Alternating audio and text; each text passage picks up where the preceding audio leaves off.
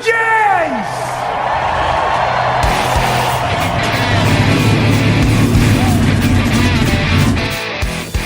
Hit the pace car! What for? Because you hit every other damn thing out there. I want you to be perfect. When I'm driving, I got a guy on the radio who talks to me. It's him. He talks to me. Well, I wanna be a race car driver. Pretty girls eating from my hand, yeah. Wanna live a life of fun and danger. No sweater working for the man, alright.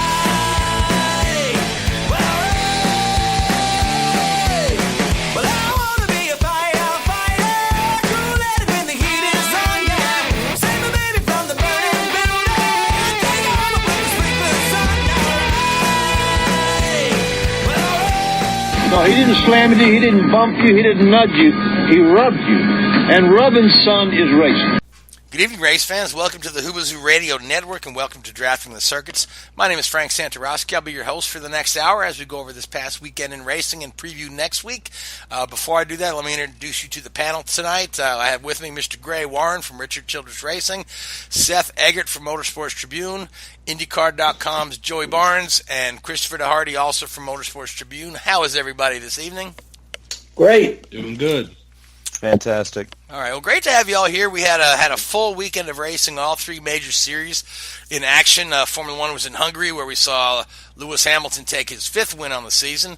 NASCAR was up in the Pocono Mountains at the Tricky Triangle. Kyle Busch matching Kevin Harvick win for win, taking his sixth win of the season. And in beautiful Mid-Ohio, Alexander Rossi put on a road racing clinic, two-stop strategy, and crushed the field there. His second win of the season there. So, those are your winners of the week there. So let's turn our attention to Pocono first. Now, Seth, we had, again, like I said, we saw Kyle Busch take his sixth win of the season, matching Harvick also with six. Truex is behind him by four. I mean, we've had, what was it, back in 2008, we had three guys with 5 wins apiece. Now we're pushing that. Obviously Richard Petty's record of 27 wins in the season is not in jeopardy, but I believe the most wins in the Chase era is 10 by Jimmy Johnson.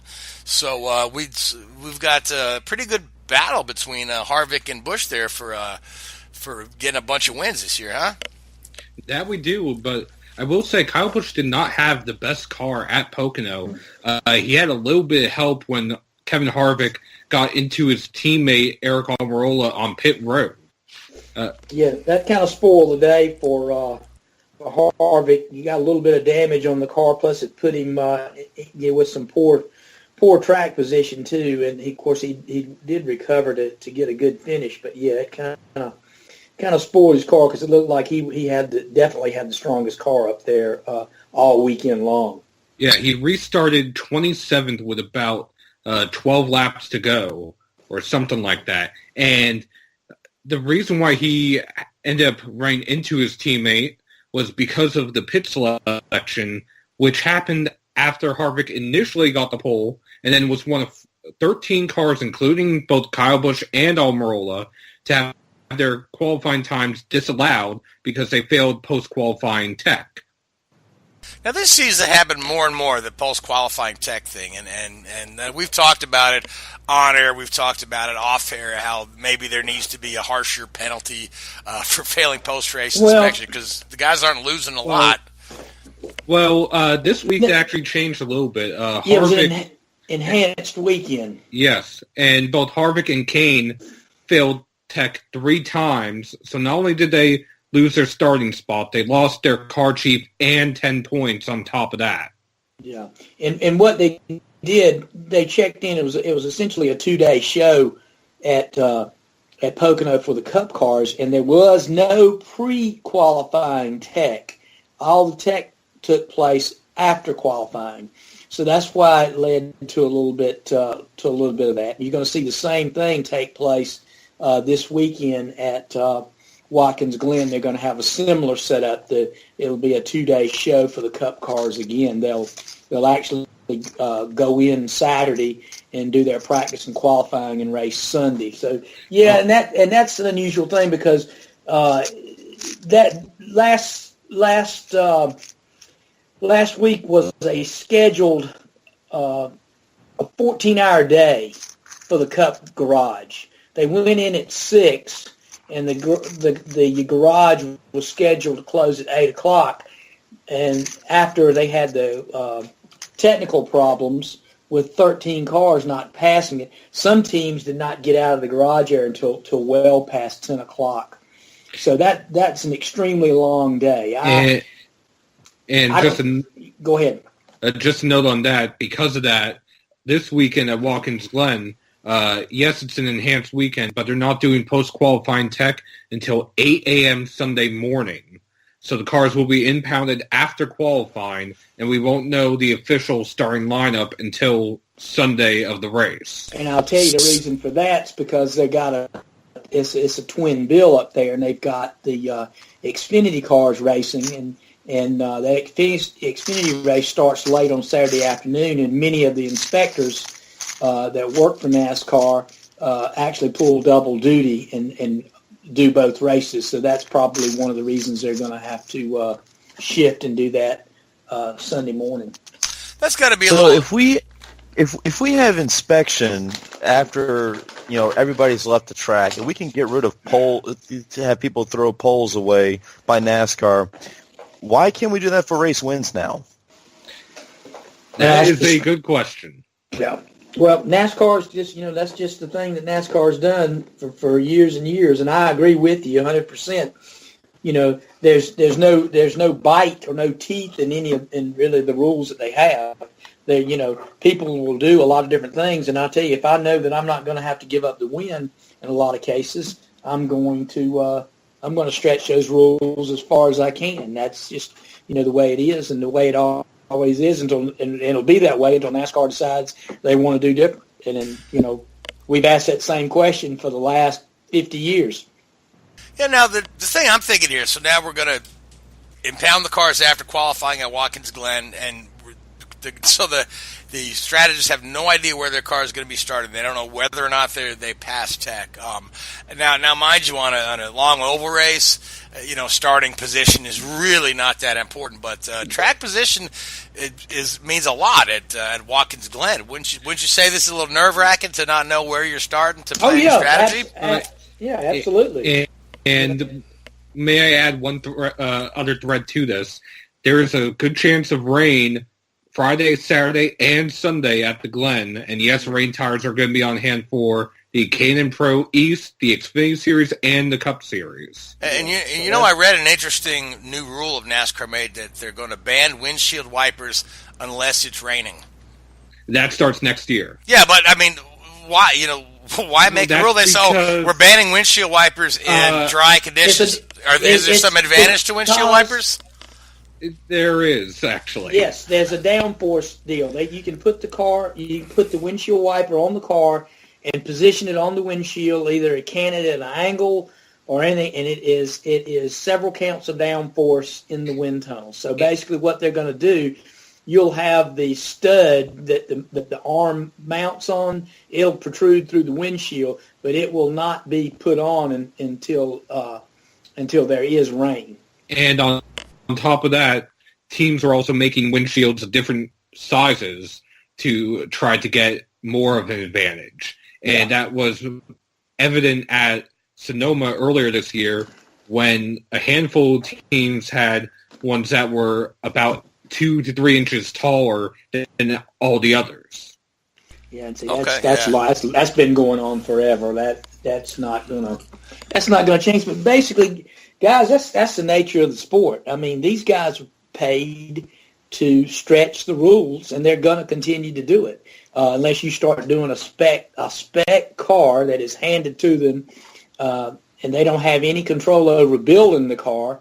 That's the only way you're gonna clean stuff like that up. And let's talk about these infractions during the things. There's there's a fine line between a legal car and an illegal car in NASCAR now with the new Hawkeye system. Though we're talking hundreds and thousands of inches in some of these measurements, and these guys have learned a lot of different ways how to beat the beat that system. Is one thing that came out a couple of weeks ago where they can even the paint job on the back of the car, in the back corner of the car, or the right rear corner of the car where it lines up with the rear quarter panel.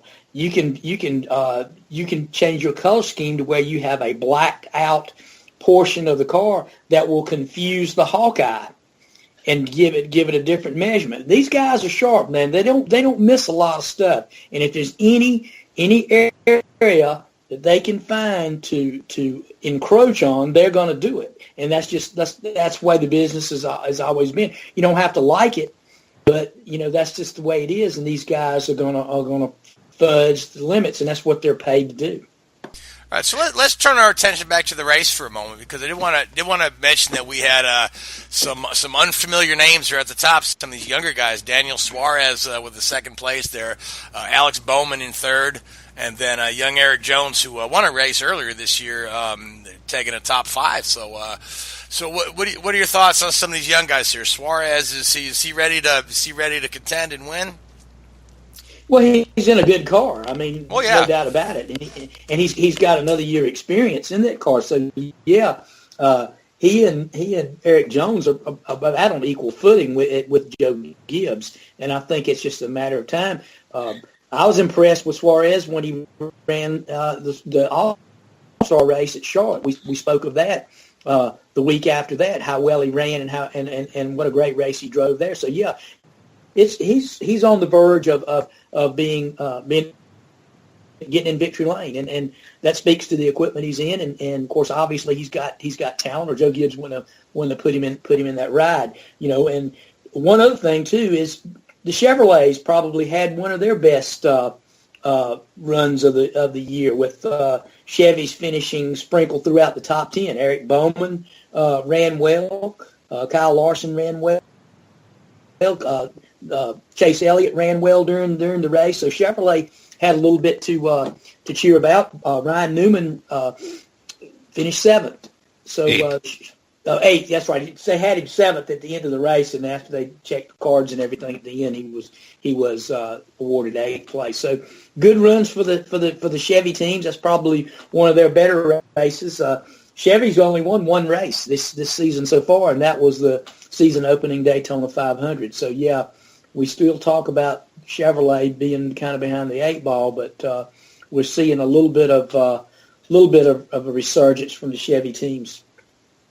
And just to add to that, you had Chase Elliott drive up through the field to win a stage, the first stage of the race. You had William Byron stay out on old tires and lead 10 laps before Kevin Harvick eventually ran him down. You had Jimmy Johnson running inside the top 10 until a late pit strategy put him deeper in the field. McMurray was up front until he had a cut tire. Just about all the Chevys were running fairly well for a change this season. Yep, and that gives the Chevy teams a little bit of a ray of sunshine, a little light at the end of the tunnel, so to speak. So, looking forward to seeing them. I think this weekend in a road course, that's a little bit of an equalizer there. So I don't think we'll see some of the stuff that we see on some of the ovals, particularly the mile and a half, where Chevrolet has really struggled. So we'll see. We'll get a better picture of that if Chevrolet has found a little bit of stuff when we go to Michigan the following week. But we spoke also of Bubba Wallace's incident late in the race. He had some brake issues, had a brake rotor explode, and left him without any brakes as he entered the ultra-fast turn 1, went down through the grass to try to slow the car down, and ended up coming back across the racetrack and hit the first turn wall broadside with the right side of the car. A pretty hard lick, destroyed the race car, of course, and took Bubba a few minutes to regain his composure and climb from the car. So it was a scary incident for Bubba Wallace. And not only did it destroy the car, it also broke the outside concrete wall that the safer barrier is attached to in 3 places. Yeah, yep. And I tell you, it's a lot of people. I was going to Pocono many years ago when they had boilerplate walls in the corners. So, and there was no soft wall technology as there is today. So that there have been some terrible wrecks through the years. Intern one, Dale Earnhardt's wreck back in the 80s comes to mind. Richard Petty's wreck comes to mind. Bobby Allison's wreck, another one of the big wrecks in first turn there over the years. So Bubba's fortunate to walk away with just a little bit shaken up. Yeah, all you had was a bitten cheek and a sore foot. Yep, and saw him today. He was supposed to participate in the Dillon brothers 3-on-3 basketball tournament that they held today, and I think he did get out on the court a little bit, but he didn't compete like he probably would have. Still probably nursing a little bit of bumps and bruises. Yeah, that turn one at Pocono could be something else. I recall a real bad IndyCar wreck with Johnny Rutherford. I want to say it was 85 or somewhere 82. around 82, yeah. So that was pretty bad wreck too. So, but anyway, you're going so fast. That's a long straightaway too. It's a long straightaway. Mm-hmm. So, but I want to talk about Watkins Glen again for a second. Now, Seth, you mentioned that there's a really good chance of rain. So now, have we had a points-paying Cup race in full-on wet conditions? I remember a exhibition race in Japan years and years ago. But have we had an actual Cup race in the rain yet? The closest that we've come. There was a practice session in the rain back in, I want to say, 1998. There's photos of Mark Martin and Dale Earnhardt Sr. at Watkins Glen driving in the rain. I don't think they ran well enough to be confident in the rain tires that they had back then compared to now. So otherwise, no, we have not. No, so this could be a first for NASCAR. Yeah, if the rains come. Well, the Xfinity teams have run many races in the rain. Yeah, they've run several at Montreal in the rain, and they ran good races too. Yeah, they ran Road America or Mid-Ohio that they ran in the rain. Both they've run both there in the rain. So some of the Xfinity drivers and the guys that have had experience like Suarez and Eric Jones, some of those guys have probably got more racing in the wet experience than the top Cup drivers now do. Side note: bring Joe Villeneuve circuit back. Yeah, he put on a show, no doubt about it. Yep, he did at Montreal several times. And I will also say, there are a handful of Cup drivers that probably do at least have some limited experience in the rain. Say AJ Allmendinger with his road racing background. Mm-hmm. Jamie McMurray. I would say Jamie McMurray. So it would be interesting to see a race in the rain to see whether the ones who have had experience in the past, if they would run well in the heavy Cup car compared to the sports cars or even the lower down or the lower horsepower Xfinity cars. Yeah. That 200 extra horsepower make a big difference in the wet, no doubt about it. But we talked about the big three. Kyle Busch again wins his sixth, tying Harvick. So you've got out of the first 21 races, Harvick, Busch, and Truex have won 16 of the first 21 races. And we were thinking back, is this unprecedented or anything? And I think somebody I was hearing today said that in 1974, through the first 20 races, Cale Yarborough, David Pearson, and Richard Petty won 19 of 20. I believe in 1974, somewhere along in there. Seth, you can check that. That is correct. Yeah.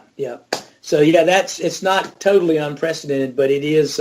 These guys are on a tear right now, and don't see it ending anytime soon.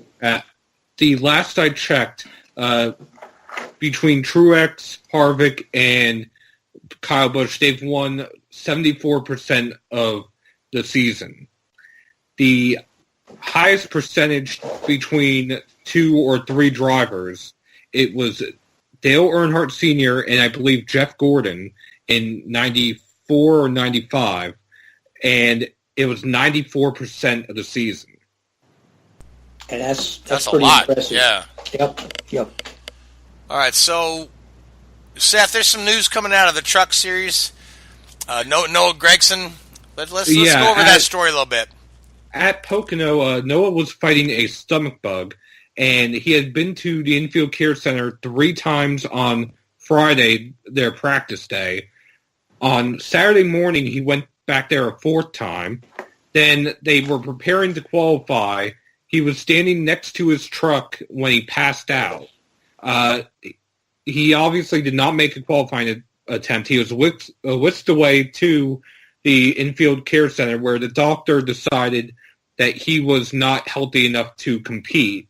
He was given a waiver for medical reasons, and Eric Jones was tabbed to be his substitute driver, gave Kyle Busch a run for his money, ended up finishing runner-up to Busch, who tied Hornaday's record for win totals in the Truck Series. And that total is? 51. 51. There you go. But, so we're off to Watkins Glen, like we talked about. We've got the doubleheader up there, right? The Xfinity cars and the Cup cars are running. Yes. And the K&N cars. And a side note to that, Sunday's win for Kyle Busch was his 49th Cup win. He is at 192 wins total across the 3 national series. Quite impressive for someone that as young as he is. I mean, he's only 33 years old, and got really, when you look at race car drivers, he's just now hitting what we would consider his prime. Oh, so, absolutely, yeah. He's got a lot of good years If he drives left. if he drives another 10 years, he's going to, I mean, I doubt no one's ever going to catch Richard Petty, but he's got a shot at really catching a lot of people. I think he's tied for 13th now on the all-time list, so at 49. So next when he gets his 50, I think he ties Ned Jarrett and Lee Petty, or maybe Ned's got 55, but he's gonna start really moving up the ranks here, and with his next series of wins. Absolutely, yeah. So, guys, before we move on and talk about IndyCar, you want to go around the table and take a pick for Watkins Glen? Yeah, sure. All right, who wants the first pick? Chris? I'll do Kyle Busch. Okay.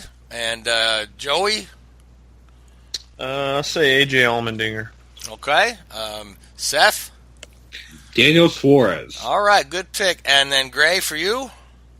Wow, if it rains, I'm gonna tell you. We're gonna see. I'm gonna say if it rains, we'll have to go with. I like your pick, by the way, of AJ. That might. If it rains, it might really come into play. Let's see. I'm gonna go with Truex. All right, and I'm gonna go with Clint Boyer. So let's move on to IndyCar. So Joey, Chris, you guys spent the weekend in Mid-Ohio.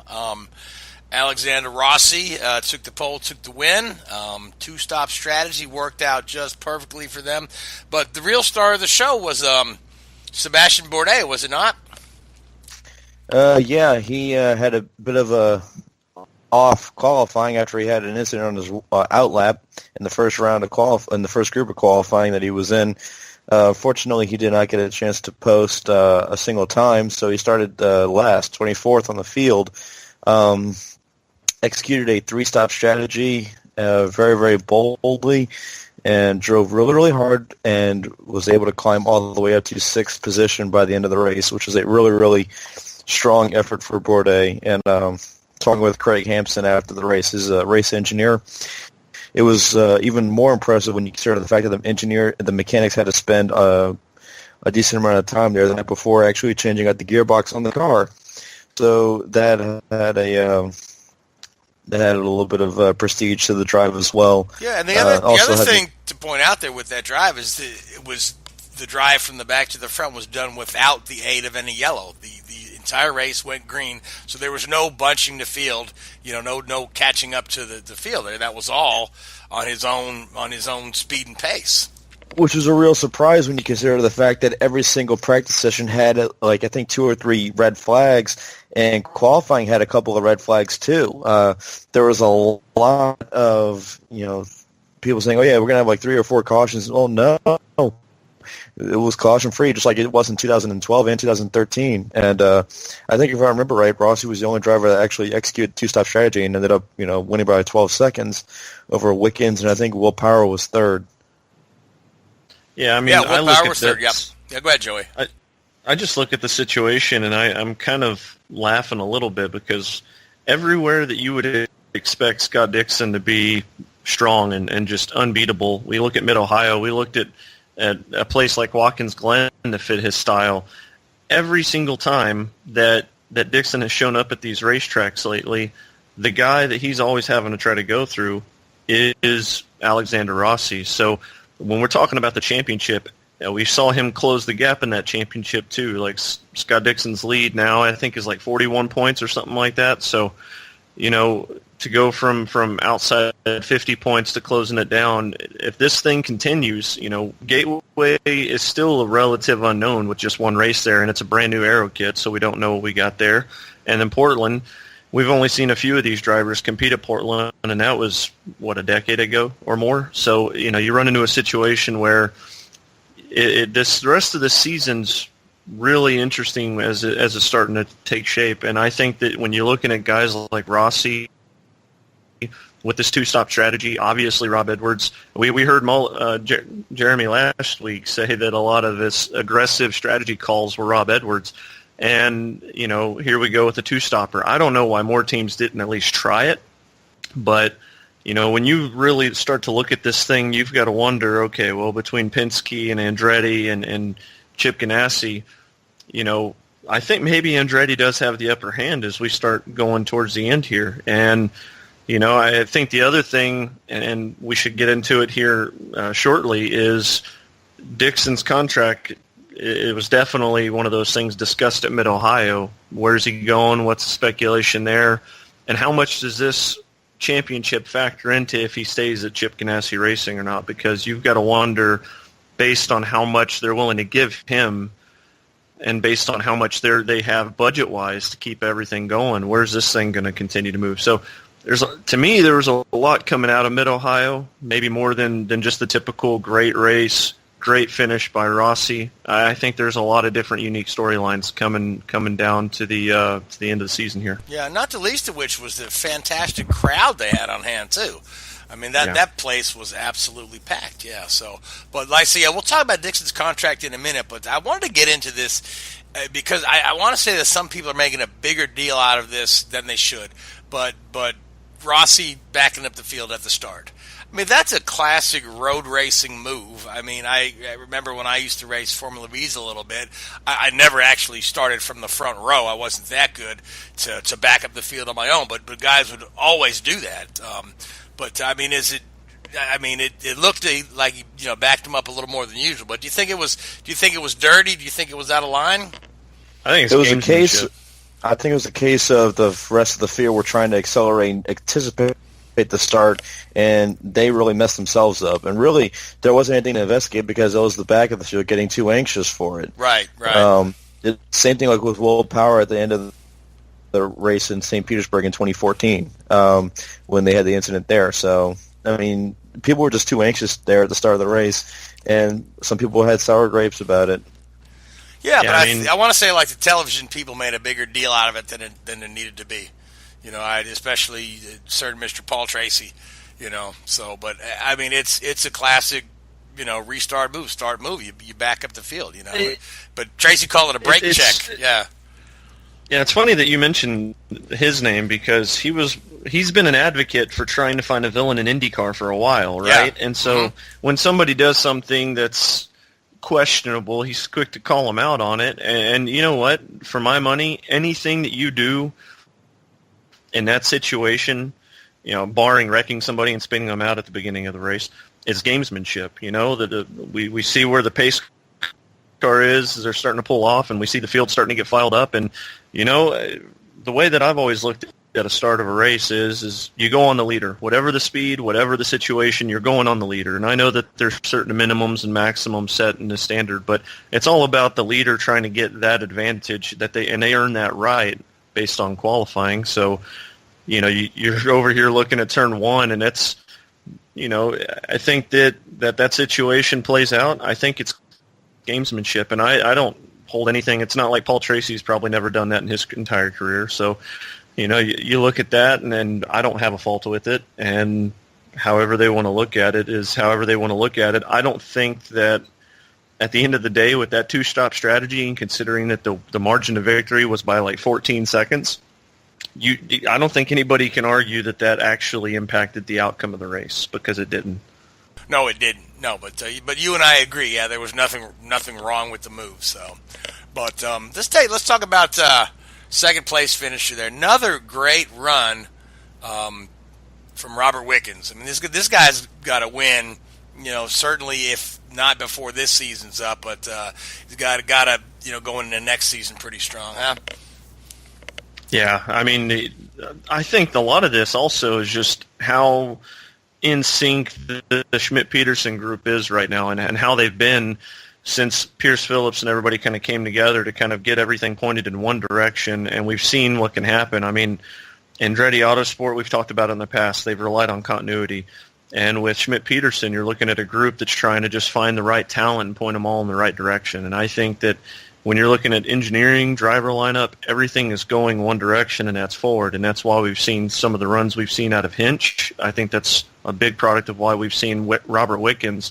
And everyone's looking at this guy and saying, well, he's a rookie and he's running really well. Well, when you look at his resume, he's not your traditional rookie. And I think that time in DTM and driving a little bit heavier car after the fact that he's had some experience in single-seaters before then, it's only going to play to his advantage coming in and running this.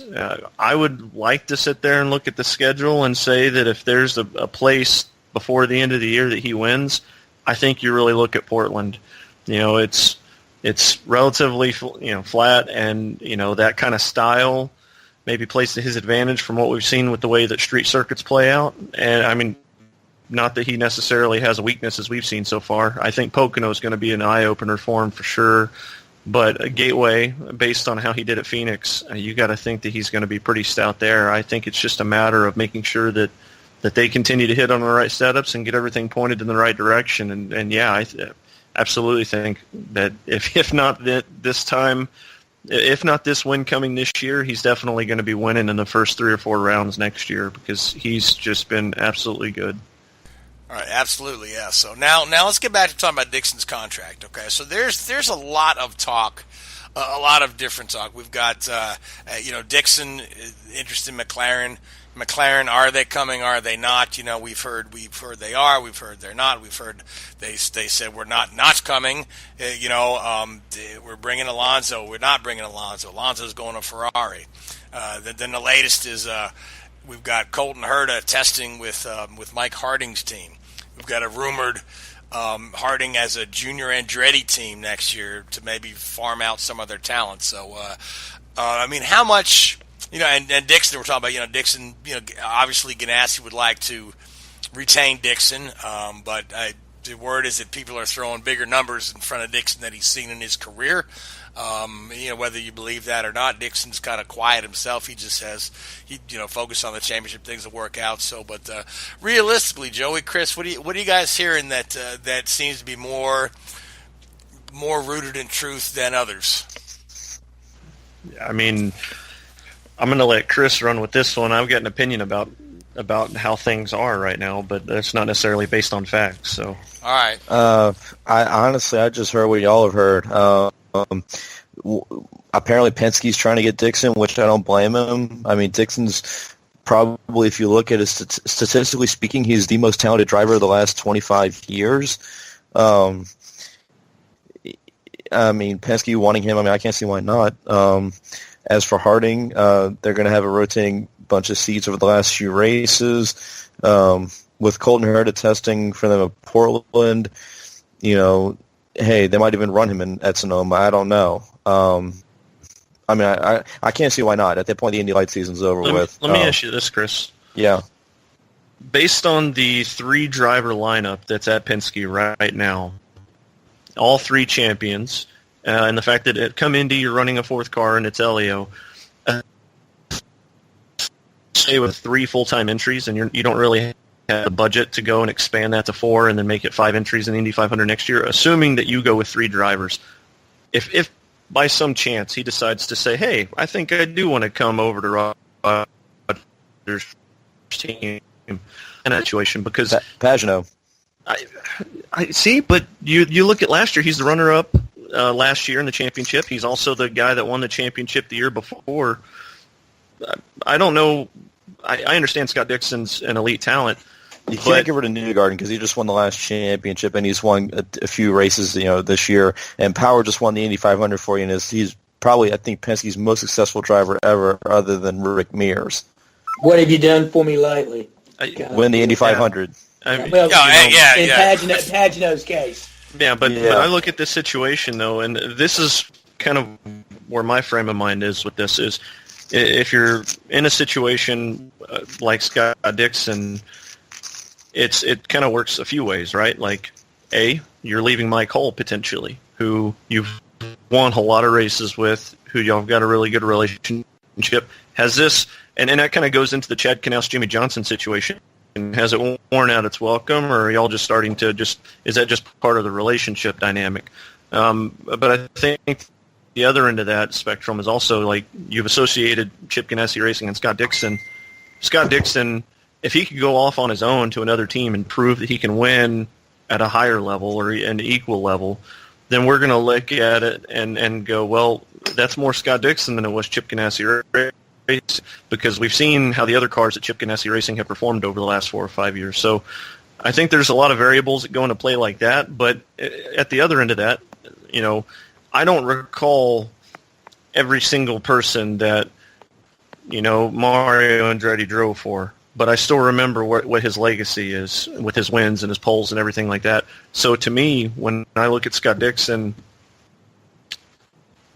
if this is based on trying to build your own legacy beyond it, and I doubt that that's the case, but if that is the case, I don't think anybody's going to remember if it was for Chip Ganassi Racing or anybody else. I think they're just going to remember Scott Dixon for what he was able to accomplish. And if that's the case, why change a good thing?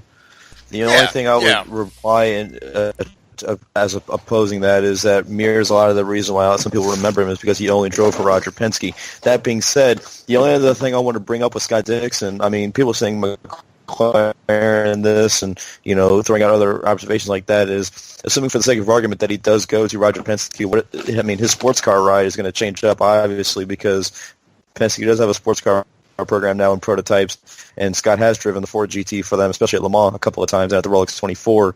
Well, so that's going to have a change as well. Here's the funny domino effect of the Scott Dixon situation is that if he decides to leave, the hot topic of discussion is that Bourdais would be the guy that comes in to fill that seat, and we've seen Bourdais for quite a while race for teams that he's punching well above his weight.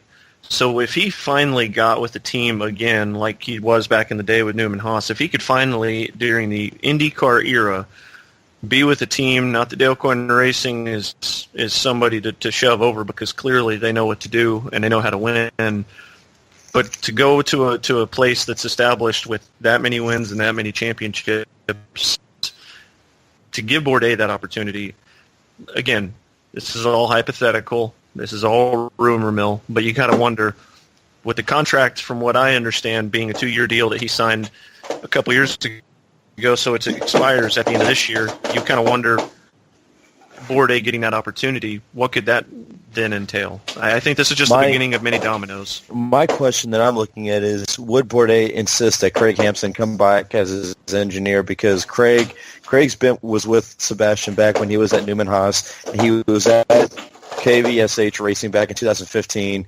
and now with the two of them together, they by far are one of the closest connected pairs. Heck, even when Sebastian was in Formula One, he would call Craig like once a month to talk about what was going on in Formula One. They are connected. The driver engineer or strategist relationship is a very, very, very powerful one, especially in IndyCar. And having Craig Hampson and maybe even Olivier Boisson with him at Ganassi would help make that team rise to an even greater level than what they are now, because you need all pieces working together as one. Yeah, so this is all speculation. I was going to say, my crystal ball sees Dixon in the 9 car next year. You know that, but it's fun to talk about all the other possibilities if Dixon makes a move. So, but the more intriguing one for me is the Steinbrenner coming in with Colton Herta as a partners with Andretti and Harding to expand Harding's driver lineup to 2 and have them under the Andretti umbrella there. So we know Steinbrenner's ready to step up to IndyCar owner. We know Colton Herta certainly possesses the talent, and he'll be in the Harding car coming up for testing soon. So, I mean, what are your thoughts on that? The alliance with Andretti, that seems like a positive way to keep Herta in the family there. Since there's not an open seat for him. It's a lot of change for one team over their inception, right? Like last year, it was a few races with the Chevy Aero kit, and now we have to change everything over to this year to the Universal Aero kit, Honda, and unite ourselves with the team. I'm not saying that these are bad steps to take, but that is a lot of change that happening. Like I look at that, and maybe it's admitting a mistake, and you needed more footing. I'm not 100% sure I'm going to continue on with really end up on your own 2 feet, but. Yeah, I mean, Andretti gets to farm out some of his talents because you don't want anybody like Pato O'Ward and Colton Herta in the Indy Lights realm right now because, I mean, both are just top-tier talents. And I think that when you run into the situation, from what I've seen, the one guy that's probably in question for the future is actually Marco over there with the Andretti Herta entry. Supposedly, according to what Racer said, there's one other team out there that's seeking his services. So obviously, if he were to take a step away from Dad's team, who knows what possibilities that opens up. This being crazy. What team do you think is interested in Marco, though? I mean, that's the one. That's what I can't figure out. Which is the team? Is it Juncos? Is it Is it somebody looking that needs the funding that maybe Marco can bring some name recognition and some money? I just can't put my finger on who is out there that's really looking at Marco. And Juncos is the first that comes to mind. I was actually kind of thinking it might be Chip Ganassi if Scott is largely considering going somewhere else. But that I don't actually know the answer to that question. But I guess where I'm going with this is George Michael Steinbrenner IV, the part-time owner of the Andretti Steinbrenner Racing and Indy Lights for Colton Herta. I've been thinking for a long time that whenever he goes to step up, that we would probably see the Steinbrenner Racing and Colton Herta would be in that car. That said, and then we would see just the typical traditional 4-car team for Andretti Autosport. That said, I think that's a very interesting variable because, with what George Michael can do, we know that wherever Colton's going is where he's going. Is it going to be Harding, Steinbrenner Racing? Is it going to be, one of those very long, twisted names that are a bunch of partnerships? That it still remains to be seen. But I think that no matter what the situation is, we're going to see a partnership affiliated with Andretti. It's just a matter of, is it going to be McLaren or is it going to be Harding? But I think there are drivers out there with potential funding available to where Harding can eventually grab a 2-car team. And a lot of people getting up in arms over Gabby versus Connor and all this. I think this is mostly to help make sure that everything that Gabby is saying for feedback's sakes also is everything that Connor's saying. And it's another way to help direct the program in one direction, much like we've seen with Schmidt, Peterson, all trying to point themselves in the right direction and go forward. I think this is a similar thing, so it's nothing to get too up in arms about.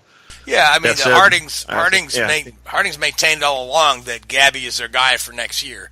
As hard as it is for Gabby to sit on the sidelines, they maintain that Gabby's their full-time guy next year. They just need to do the driver development, the feedback and whatnot. So I think it's also a case of Harding knows you've got a lot of guys on the engineering side that haven't, or even on the management side, that haven't necessarily been on a team role in quite a while, and they're still trying to find their footing. Like, a lot of these guys were with the series itself, and like Brian Barnhart comes to mind, and there's a few other names that I'm missing off the top of my head that they announced at Barber that were affiliated with IndyCar. These are guys that have been affiliated with the series that are trying to learn what it's like to kind of go back from a team perspective, and I think there's some learning to be had there, as well as trying to learn a new car. You know, for Brian Barnhart, this is many, many years since his team situation. I think it was back in the early 90s was the last time he was part of a team. That's about right, yeah. So to go from to go from that to this and trying to direct a team forward, you know, I think this is all part of the learning process. And when you're going up against Penske's and Ganassis and guys like that and Andretti's, it's going to be tough to find footing to move forward. So it's all going to be a tough learning curve. All right, well, thanks for that, Joey. Now, Chris, I want to talk about the Mazda Road to Indy program, which will no longer be the Mazda Road to Indy program next year. Mazda is changing their I'm trying to remember exactly how they put it. They want to change their motorsports footprints or something along those lines. But they're looking to invest their motorsports program elsewhere. So it kind of leaves Mazda behind. So let's talk about that a little bit.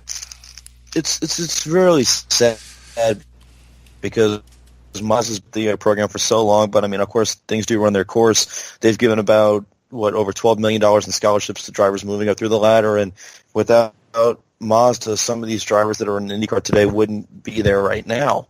And some drivers that are in Indy Lights and Pro Mazda, wouldn't be there without these scholarships. Mazda's given out a lot of hope to drivers like Victor Franzoni, who, without the scholarship he won after winning Pro Mazda last year, he wouldn't be in Indy Lights this year. They've done an amazing job promoting driver development in the United States, and it is sad seeing them leave, but they will, to their credit, pay out the scholarships for this year and also pay out the scholarship for the shootout winner for USF 2000 later on this year in December. When they have that shootout to see who's going to go into the Road to Indy with a Mazda scholarship. So, good kudos to them for doing that. And Anderson Promotions is actively looking to try and find a new partner for the Road to Indy to continue the scholarship program, and we'll hopefully have a new partner for that come, be announced pretty soon. Yeah, I hope so. I mean, was this out of the blue, or because I hadn't heard any rumblings of this? It just kind of, but I mean, have there been a little talk about this in the paddock and garage, or did this just come out of the blue? No, I hadn't heard anything about it, but I'm not necessarily happy with the product being car this year. There were quite a few engines trying to buy it, but I mean, let's face it, when you have a new car, there's going to be some small issues that pop up. But this was something for me that was out of the blue. Of course, when you look at development, a lot of have the Formula, it's out of the game because they've been in it since the very beginning. That's how I got the name Mazda Road to Indy after all. So, had to see, but I mean, hey, set sail on, Mazda. We thank you for what you did. All right, so guys, I'm gonna apologize that we're getting a lot of people cutting out, and I think it's just a lot of storms in the area. So we've got a few minutes to talk about Formula One. Lewis Hamilton. One more thing, if I may. Yeah, go right ahead. Yeah, I can hear you now. So we did have the USF 2000 Series championship actually get clinched at Mid-Ohio. Kyle Kirkwood won his, I want to say, 9th race in a row at the third race of the weekend, the tripleheader weekend. But it was after the first race on Friday that he clinched the championship, and I think he's won 10 out of 12 races so far, with 9 of them being in a row. So Kirkwood has done a fantastic job this year, and his points lead was so great, actually, after the second race at Mid-Ohio, that he actually had as many points as second and third place in the championship combined. Such has been his dominance this year, and really what it comes down to is that you have to be consistent, and every driver outside of him has finished outside the top 10 at least once, and Kirkwood has never finished below 5th place. So it's like all wins, a second, a 5th, and then that's it. But he won all 3 races. Renus VK swept the Pro Mazda weekend, and Pato Award swept the Indy Lights weekend at Mid-Ohio. So it was really just a weekend full of brooms for the Road to Indy. Weekend full of brooms. I like that. That's pretty funny. So, all right. So Formula One is on their month-long winter break, but they did race at the Hungaroring before they take their summer break there. Hamilton won his 5th race of the season. Did you guys have a chance to watch the Formula One race? I didn't. I heard there was some drama at the end with Valtteri. It was a typical Hungarian race, except you saw Christian Horner have a nice rant about Renault when Max Verstappen's engine decided to stop on the side of the road. There's a Max Verstappen engine was stopping, huh? Yes. That's funny. So the bigger news out of Formula One, other than the race, the Force India purchase has been, rumored to be, everyone from fresh energy drinks to Michael Andretti's name was thrown around, and the latest one is, Papa Stroll, Lawrence Stroll, going to buy the team. But it looks like some of the other teams there are trying to block them from keeping Force India's points money at the end of the year. So now, Joey, you know a little bit about that. Maybe you can articulate that a little bit. We've got, I believe, McLaren and Williams are both actively against this. They would like the new ownership of Force India to start over just like they were a brand new team. Yeah, which is, and that situation's kind of interesting because, this is part of the back-marker teams or mid-marker teams that are continuing to say, well, we want some reinvigoration of the sport. We need the overall health of the sport to continue to move forward. But they're so quick to ensure that maybe we're not going to have 20 cars on the grid. We're going to end up with 18. And, it wasn't that long ago that we had 22, 24, and here we are, and it continues to trickle down, and it's unfortunate. You run into a situation where the way it's been done traditionally is the top 10 in the manufacturer standings, constructor standings, get paid. And it varies from ridiculous amounts of money all the way down to where I believe 10th place would get $10 million at the end of the season for the services. So, the fact that Force India in this case, if they finish, say, 8th in the standings, instead of getting a hold of what would be maybe around $25 to $30 million to help put into the team and whatnot, ends up being something that they're not allowed to touch. So that money more or less goes into the sport or gets divided among the rest of the teams that are within the sport.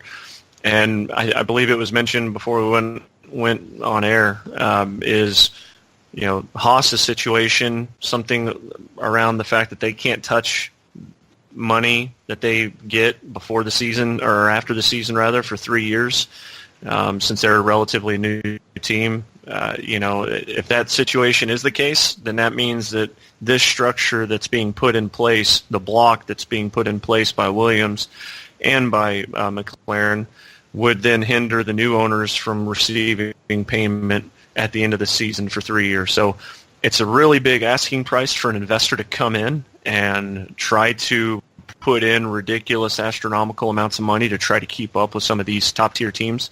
And that's part of the reason why, it may have been a controversial move with Sergio Perez from the outside looking in to put everything in administration.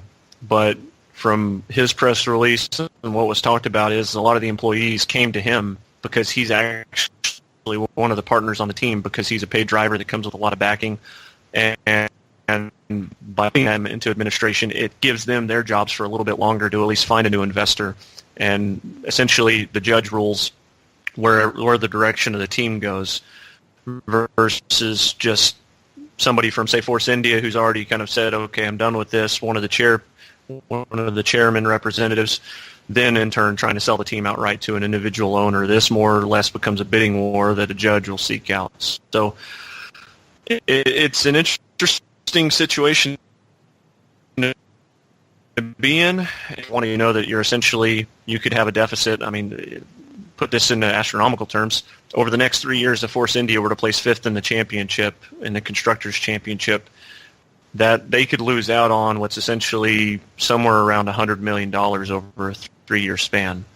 And that money would get divvied up among the rest of the teams or within the sport. So it's a pretty big number and a pretty big ask for an investor to come in if they potentially can't touch that money the same way that they could have all along if not for the block.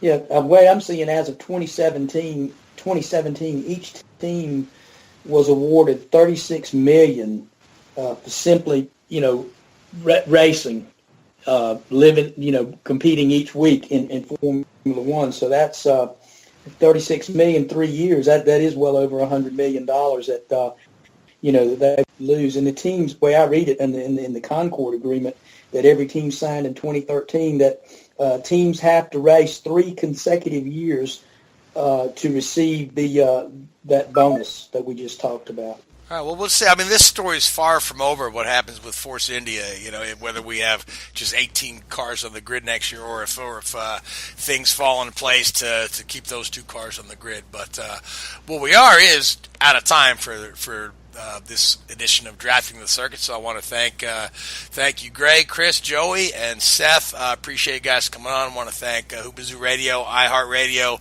Spreaker, and all you folks that tune in to listen to us every week. Have a good night. WHOOBAZOO, that's Hoopazoo.com.